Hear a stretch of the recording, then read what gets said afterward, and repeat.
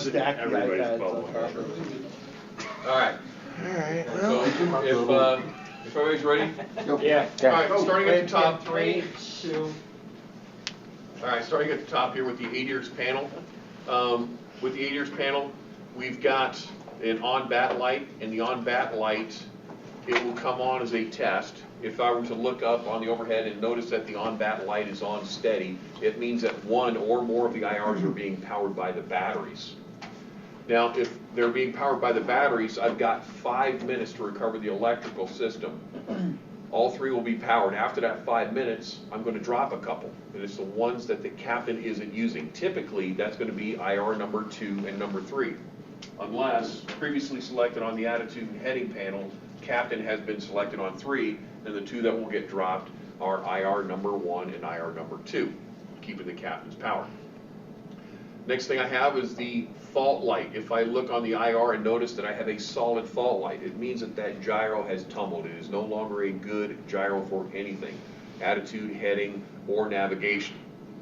If I were to look up and notice that an IR is flashing fault at me, it means that it may be recoverable in attitude and heading. All right, so I would have to select out of nav, put it in attitude, and then give it a position so it has an idea of where it's at. I would type in a magnetic heading.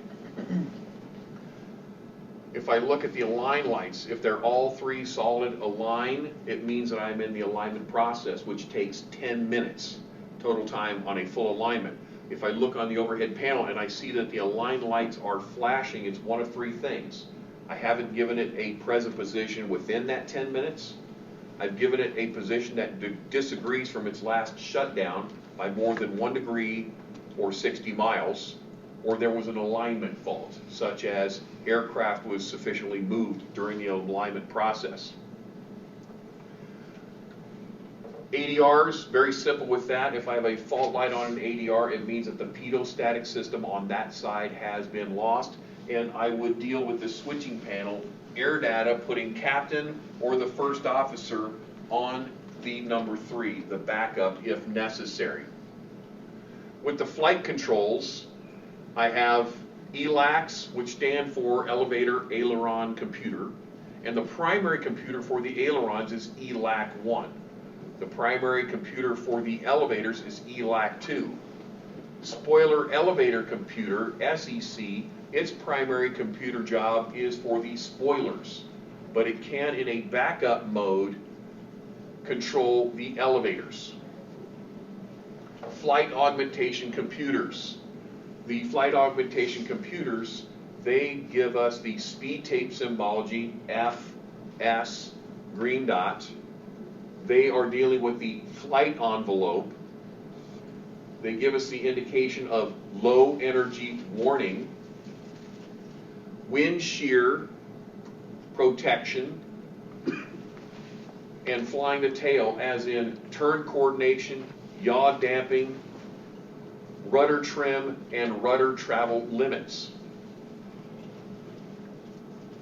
The evac, simple on that one. If I lift the guard and push evac, it sends the tone to the back, allowing the flight attendants and the people in the back to know that there's an evacuation situation going on. We will hear a high frequency tone, a beeping, and I will hit evac horn shut off because it's a very loud system. We lock it into the captain, so the captain is the one that will initiate the evacuation command only from the front. Flight attendants have their own system in the back. On the emergency electrical power panel, Gen 1 line, if I were to see smoke, it means that there is smoke in the avionics compartment. I will have some confirmation lights over on the ventilation panel. On the blower and the extract, they would both show fault. That is the confirmation that there is smoke in the avionics. When I push the Gen 1 line to off, what I am doing is I'm taking generator number 1 off the electrical system, and I'm going to dedicate it to the number 1 fuel pumps in the left and right wings. RAT and emergency generator. If I see the red fault light, it means that the emergency generator should be powering, and it's not. If I see that fault light, I will lift the guard and push the button. GPWS. If I have a fault on terrain, it means that the terrain system has been lost, the database. I will turn that off. I will still get my basic modes of GPWS for too low flaps, too low gear, and recognizing terrain. If I have a fault with the system, that means that I have lost all of those modes, including the enhanced GPWS. Glide slope mode and flap modes, these are for abnormal conditions to where I will turn that mode off. Landing flaps 3, that is a selector that I can turn on. I would do this in the event that I am planning on doing a flaps 3 landing. If I do that, I need to come into the MCDU on the performance page and also select config 3. Cockpit voice recorder. When I walk out to the aircraft and I turn on external power, the CVR is powered for 5 minutes and then it turns off. In order for the captain to get the briefings and the checklist, they are to turn the cockpit voice recorder on and they do a CVR test. They should hear a tone. If the CVR does not test, the most likely scenario is that the parking brake is off. The cockpit voice recorder comes on automatically after engine start. Oxygen. System on means that the signal has been sent to the doors in the back to drop the masks. It happens automatically at 14,000 feet cabin altitude. Or if I lift the guard and push it, I can deploy the masks manually. Crew supply, that is to allow the oxygen bottle to connect up to the manifold for the cockpit masks. If it is off, I will have no pressure going to the manifold. Calls, we can contact the forward and aft cabin and also the mechanics by pushing that button. It will be a single chime for each, the forward and the aft. If I lift the guard and push it for emergency, it is a triple high-low chime. Wipers, speeds, slow and fast. Wiper limit speed is 230 knots. APU, when I turn the master switch on, I am powering the electronic control box. I am pressurizing the fuel pump if it is necessary. I will be opening the APU flap, the inlet, and bringing up the ECAM page for the APU. Starting it will start the process to where it will crank the motor and start the APU. Once I see the green avail, it means that the APU is on speed. If I see a fault light on the APU master switch, it means that the last shutdown was abnormal. If it was due to a fire, I could look up on the APU fire panel and notice that there is a discharge. The APU can auto shut down for a multitude of reasons on the ground, including a fire with an auto extinguish. In flight, the APU can auto shut down for multiple reasons. However, it will not auto shut down and not auto extinguish for a fire. Anti-ice. On the wing, the outboard 3 slats are anti-iced. The default position of the anti-ice valve for the wing is closed if it were to lose its electrical signal. A fault light on the wing anti-ice means the air pressure is low or there is a valve switch disagreement. On the engine,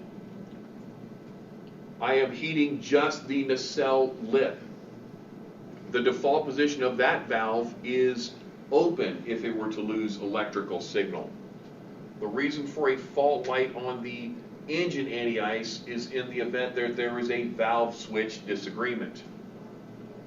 Probe window heat. As long as there is external power or another power source on the aircraft, the drain masts are powered. If I were to push the probe window heat switch on manually, I would be heating all of the probes and all of the windows except the total air temperature. If the probe window heat switch is in auto, the probes and windows will become heated at engine start. That would include all of the probes, all of the windows, except the total air temperature. The total air temperature probe is only powered, that heat is powered when I am airborne. Cabin pressurization. I have two automatic controllers, System 1 and System 2. They change over after each landing or in the event of a system failure. Landing elevation rotary selector. In auto, it gets its landing elevation from the FMGC. The events where I would have to take the landing elevation out of auto would be if the airport that I'm going to is not in the database is incorrect, or ECAM or an abnormal procedure would give me guidance to do that. If I take that rotary selector out of the auto position, I still get automatic pressurization. I've only changed the schedule to when the outflow valve will open. When I push the ditching switch, the aircraft in automatic will close all the holes below the waterline.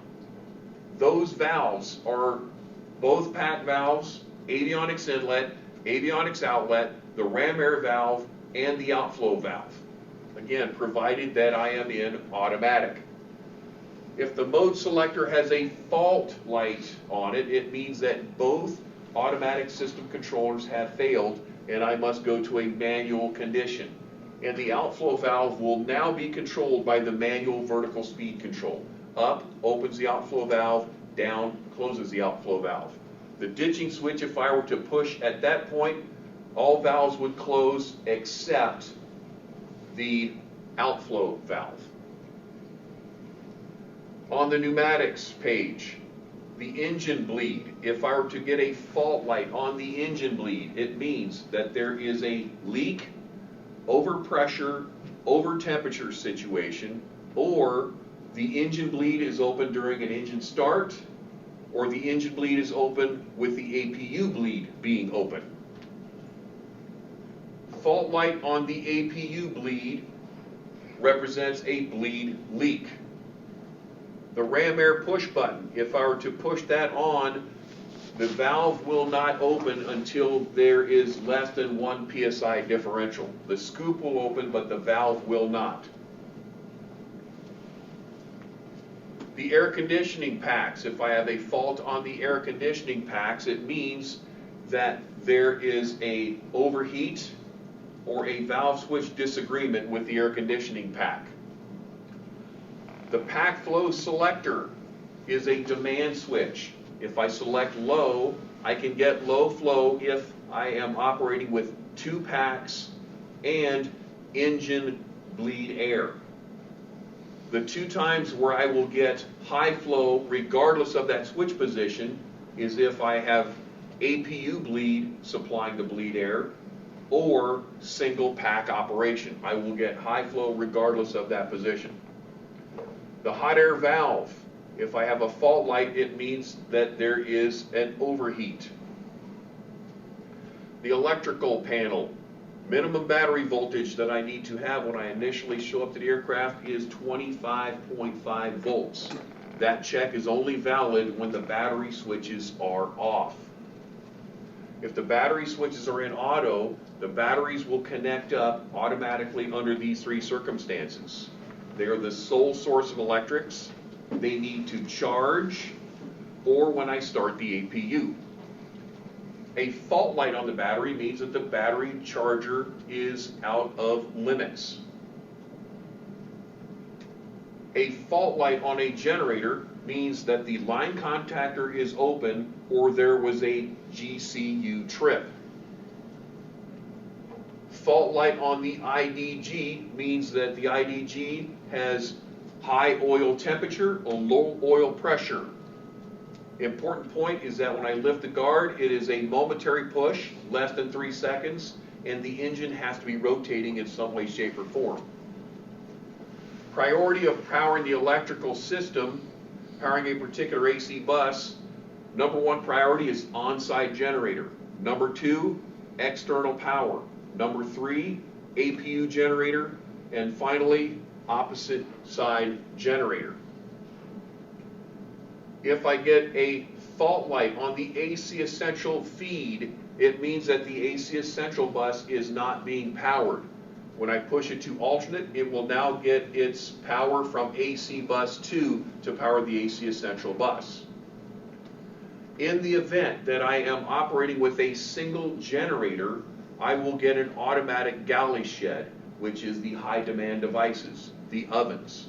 I must have two generators in order to get the entire galley system. If I have two generators, but one of them has become overloaded, I will get a fault light on the galley and cabin switch. That means that I have one of my generators is at 100% load. At that point, I push that switch to off, and that will shed the entire galley system. If I lose both AC bus 1 and AC bus 2 in flight above 100 knots, even on the ground above 100 knots, I will get an automatic ram air turbine deployment. During that time, the aircraft will be powered by batteries only. My indication would be the primary flight display and the engine warning display would be visible. All other displays would be blank. After approximately 8 seconds, the emergency generator would couple and I would gain two buses. I would be powering the captain's primary flight display, captain's nav display, engine warning display, and the number one MCDU. Coming in on my approach, eventually when I get to a low enough speed, between 125 to 140 knots, the emergency generator would drop offline and I would again be powered by the batteries. That would be noticed by the loss of the captain's nav display and the number one MCDU. So I would have only the captain's PFD and engine warning display being powered. After touchdown less than 100 knots, I would gain the DC battery bus. I would not notice any change in the cockpit. When I drop below 50 knots after landing, I would lose the AC essential bus and all of my screens would go blank. The only buses that would be powered would be the DC essential bus and the DC battery bus. The DC essential bus allows me to have number one communication on VHF number 1. The fuel is filled from the outer tanks and it spills into the inner tanks. If the fuel is required to have center tank fuel, it will also fill that simultaneously. Fault lights on the fuel pumps mean that the pump pressure is low. When I have center tank fuel, when I start an engine, the center tank pump will run for a minimum of 2 minutes. In order for that center tank pump to stop running, I must have a minimum of 2 minutes and the slats extended. At that point, the center tank pump will stop. When I start the second engine, the center tank pumps will again start running for that minimum of 2 minutes. So that way I will be tank to engine for takeoff once it shuts off. Once I am airborne and I retract the slats, the center tank pumps will start operating again. Fuel that is going to the engines, there will be an IDG return line that is going to the outer tanks. This is filling the inner tanks at that time. Eventually the inner tanks will become full. They will send a signal to the center tank pump to shut off for approximately 1,100 pounds of fuel flow. After 1,100 pounds of fuel has been burned, the center tank pump will get the signal to start running again. If this does not work and the inner wing tanks continue to burn, once they are less than 11,000 pounds in the wings and more than 550 pounds in the center, I would get a fault light on my mode select switch, which would force me to turn it to manual. If the system is working normally, when the center tanks eventually reach 550 pounds, they will continue to run for an additional 5 minutes, and then they will shut off for the remainder of the flight. I will now be burning out of the inner wing tanks at approximately 1,650 pounds in those wing tanks. It will send a signal to open the transfer valves, allowing the outer tanks to drain into the inner wing tanks. Those transfer valves will close at the next refueling. Hydraulics. Things that are unique on the green hydraulic system are the number 1 reverser, normal brakes, nose wheel steering on some aircraft, normal and auto brakes. Things that are unique on the yellow hydraulic system: the number 2 reverser, nose wheel steering on some aircraft, alternate / parking brake, and the cargo doors. Things that are unique on the blue hydraulic is the ram air turbine. If I lose blue hydraulic fluid, the ram air turbine would not be available for emergency electrical backup. The reasons for fault lights on the engine-driven pumps are pump low pressure, reservoir low level, reservoir low air pressure, and reservoir overheat. The reasons for fault lights on the electric pumps are pump low pressure, reservoir low level, reservoir low air pressure, and reservoir overheat, and pump overheat. All of the pumps will pressurize the hydraulic system to 3,000 psi. The ram air turbine can pressurize the blue hydraulic to 2,500 psi. The PTU will connect up the green and yellow system when the differential pressure is greater than 500 psi between the two systems, unless it is inhibited. The inhibits for the PTU are when the engine master switches are mismatched, one on, one off, with the parking brake set, or one on and one off, and the toe pin is installed. The third inhibit is during cargo door operation. If I have just a fault light on the green engine pump, it means that there is pump low pressure, because the PTU would pick up the slack. If I have a fault light on the green engine pump and the PTU, it means that there is a reservoir problem. Reservoir low level, reservoir low air pressure, reservoir overheat, and I need to turn off both pumps to keep from cycling that bad fluid. So in that case, green engine pump and the PTU. Fire system on the engines, 2 loops. Both loops must detect a fire to get a fire indication, or one loop was already detected as being faulty and then the other loop detects a fire, or both loops physically break within 5 seconds of each other. There are fire detection sensors that are placed in 3 points on the engine. They are in the fan section, the core, and also in the pylon nacelle. If I get a fire indication, I lift the guard and push it. I will arm the squibs, silence the continuous repetitive chime, and isolate hydraulic, fuel, electrics, and pneumatics. To be specific, if I were to lift the guard and push it, it's going to arm the squibs, silence the CRC, close the hydraulic fire shutoff valve, the fuel low pressure valve, and the IDG return.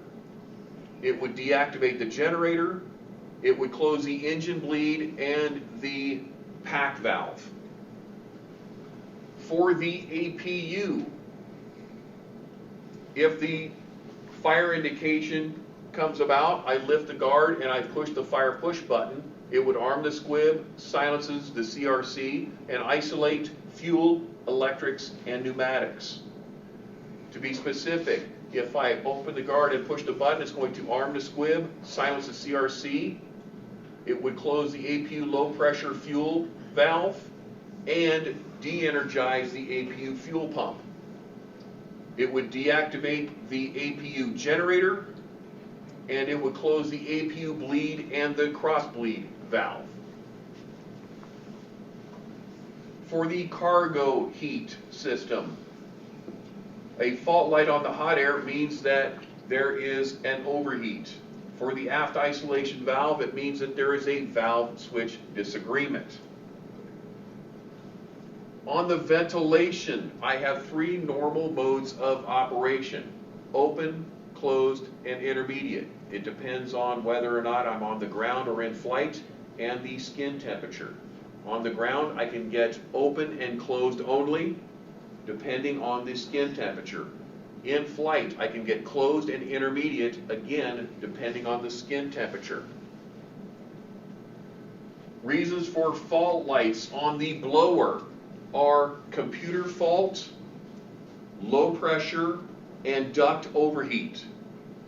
Reasons for fault light on the extract: computer fault and low pressure. Fault light on both the blower and the extract is for smoke in the avionics.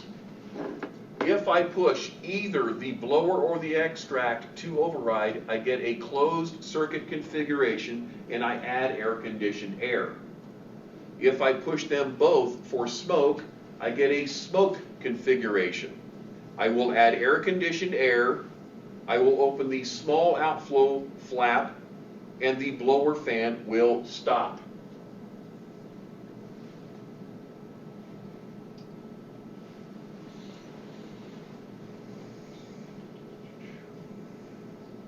Flight controls. If I am fully electrically and hydraulically powered, I will be in normal law. When I'm on the ground and I do a flight control check, pulling full back for full up, full down, full left, full right, I am getting a direct relationship between the side stick and the control surface deflection. I am in normal law, but I'm in a ground mode. When I become airborne, it will blend into the flight mode.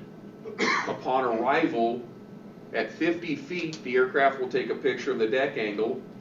It will, at 30 feet, start to introduce a slow pitch down input, causing me to pull against the springs in the side stick, giving me an artificial feel for landing. This is the flare mode.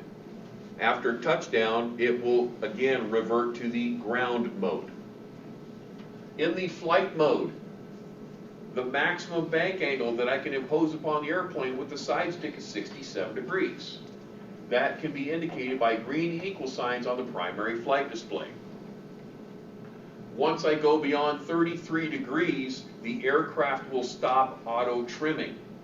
If I release a side stick, it will go to an angle that is 33 degrees. The maximum pitch that I can impose upon the airplane with the side stick is 20 to 30 degrees nose up, depending on the configuration and speed. It will be indicated by green equal signs on the 30-degree pitch mark. For pitch down, the maximum pitch I can impose is 15 degrees nose down, all cases, all configurations. That is also indicated by green equal signs at the 15 degrees nose down mark. For angle of attack, the symbology, the amber hook represents VLS. VLS stands for lowest selectable speed. I can select lower, but the auto flight system will try to prevent me from going slower than VLS. The yellow and black tiger tail is the beginning of the angle of attack protection range. Once I get into the angle of attack protection range, the aircraft bank would be limited to 45 degrees. If the autopilot were on, it would kick it off. If the speed brakes were extended, it would automatically retract them. The side stick is no longer load demand in pitch, it would become angle of attack demand in pitch. And the pitch up trim would be inhibited starting at the top of angle of attack protection. If I were to let go of the side stick, that is the speed it would go for. somewhere before angle of attack max, I may have alpha floor.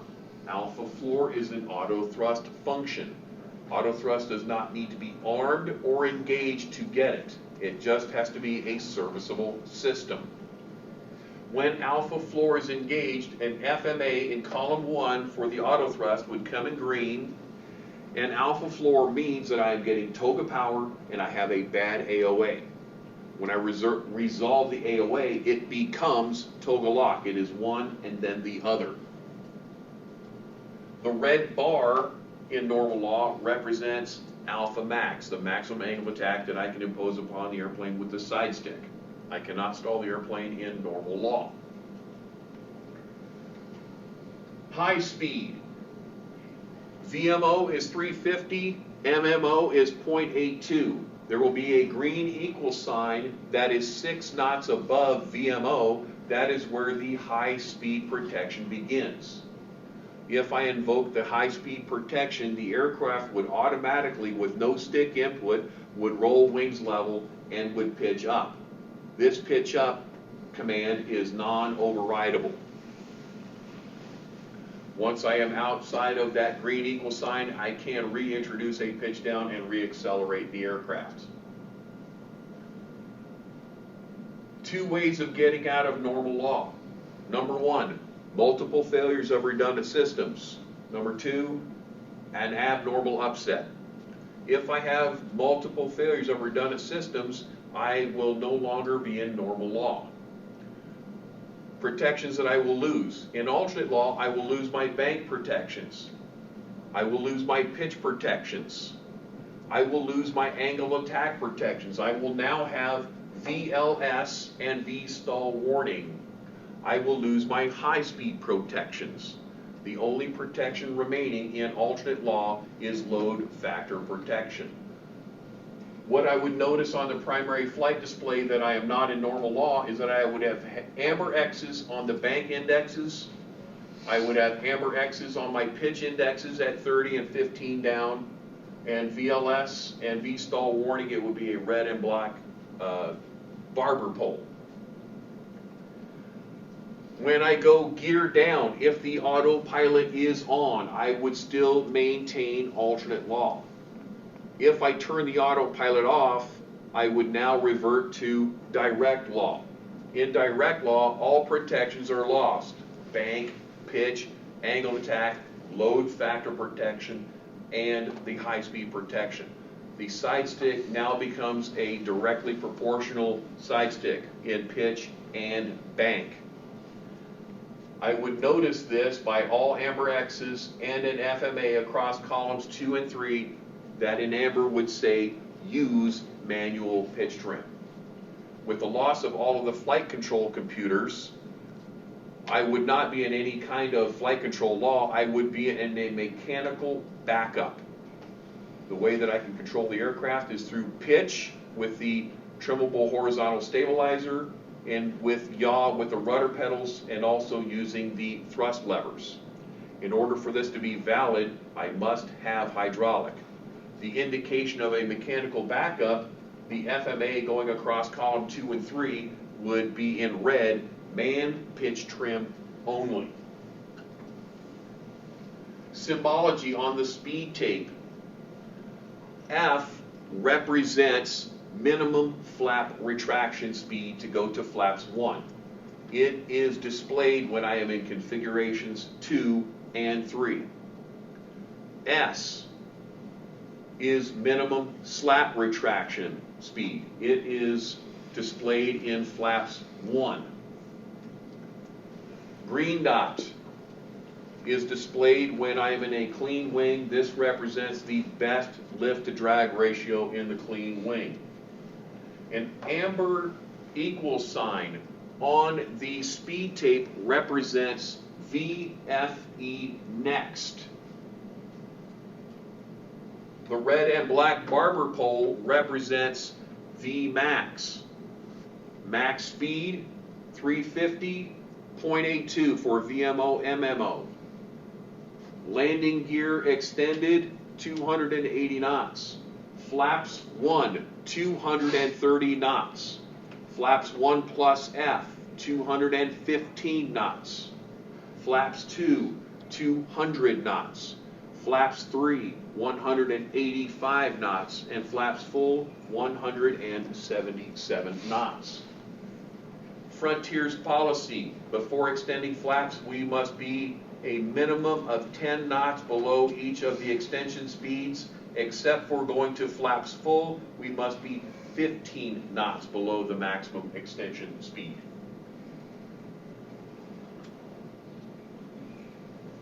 Landing gear panel. The computer that sends the information to the landing gear sensors is LG CIU number 1, and to the ECAM page it's LG CIU number 1 and 2. Auto brakes. In order to have auto brakes, you must have the normal brake system, the green hydraulic, and you must have a good brake steering control unit. If I fail either of those, I will not have normal brakes. With auto brakes, it takes a deployment of full ground spoiler deployment in order to get the auto brakes to start their process in motion. If I touch down one wheel, I will get a partial ground spoiler deployment. I need to compress the second strut in order for the ground spoilers to come fully deployed. I have to go to at least idle if the ground spoilers are armed, and I have to come to reverse on at least one engine if I do not arm the ground spoilers. Upon full ground spoiler deployment, auto brakes max would apply immediately upon ground spoiler deployment. Auto brakes medium, 2 seconds after ground spoiler deployment, and auto brakes low, 4 seconds after ground spoiler deployment. On the gear handle, a red down arrow represents that the landing gear is not down and locked in the landing configuration. The triple pressure indicator reads yellow hydraulic pressure only. If I apply the brakes and the aircraft is decelerating and the left and right brake gauges do not move, I am on normal brakes. If the left and right brake gauges do indicate pressure, I am on alternate braking system. If I have white diagonals across the captain's primary flight display, nav display, and the engine warning display, I have failed the number 1 DMC. In order to get the captain's instruments back, I need to go on the switching panel and select EIS DMC Captain on 3. Priority between the screens. If I have a failure of the primary flight display, it would automatically shift over and replace the navigation display. In order to look at a navigation display, I have to push PFD ND transfer. I do not have to push and hold it. Priority between the engine warning display and the systems display is the engine warning display. If it were to blank out, it would automatically shift down to the bottom and it would replace the systems display. In order to view the systems display, I can either transfer it using the ECAM ND transfer to either the captain or the first officer's nav display. Or I could leave the center screens as they are and I can push and hold the particular systems page. Or I can push and hold the all key and look at each page individually.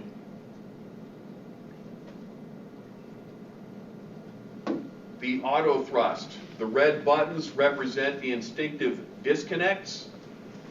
If I push them for more than 15 seconds, I would deactivate the auto thrust system for the remainder of the flight.